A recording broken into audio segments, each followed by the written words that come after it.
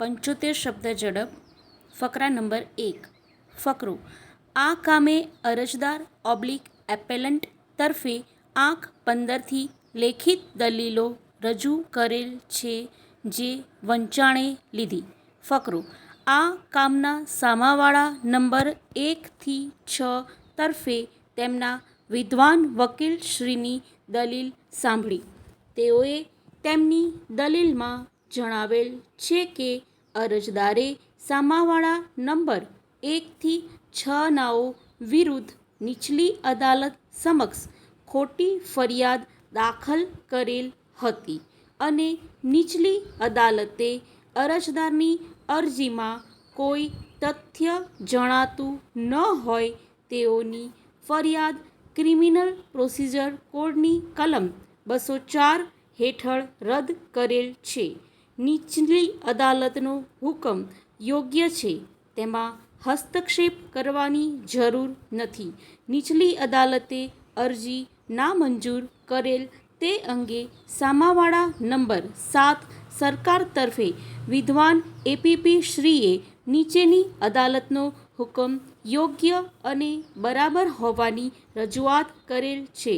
ફકરો: બંને પક્ષકારોની દલીલો તથા અરજદારની રિવિઝન અરજી વંચાણે લેતા અરજદારે સામાવાળા નંબર 1 રાકેશ જયંતિભાઈ પટેલ, સામાવાળા નંબર 2 પાર્થ પટેલ, સામાવાળા નંબર 3 મનુભાઈ કે જેના પિતાના નામની ખબર નથી, સામાવાળા નંબર 4 મયુર પટેલ, સામાવાળા નંબર 5 ધવલ પટેલ, સામાવાળા નંબર 6 શ્રી રાધે એન્ટરપ્રાઇઝના માલિક નવીન ગોયલ સામે પરચુરણ અરજી number 156/14 metro magistrate court number 9 સમક્ષ તારીખ 5/8/2014 રોજ ઇન્ડિયન પિનલ કોડની કલમ 406, 420, 408, 409, 414, 417, 418,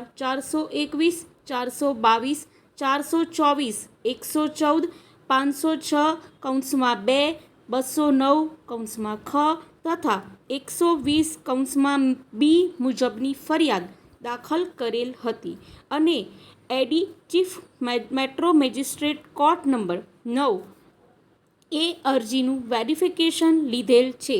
ત્યારબાદ ક્રિમિનલ પ્રોસિજર કોડની કલમ 202 મુજબ ફરિયાદીને નારણપુરા પોલીસ સ્ટેશનમાં તપાસ મોકલી આપેલ છે.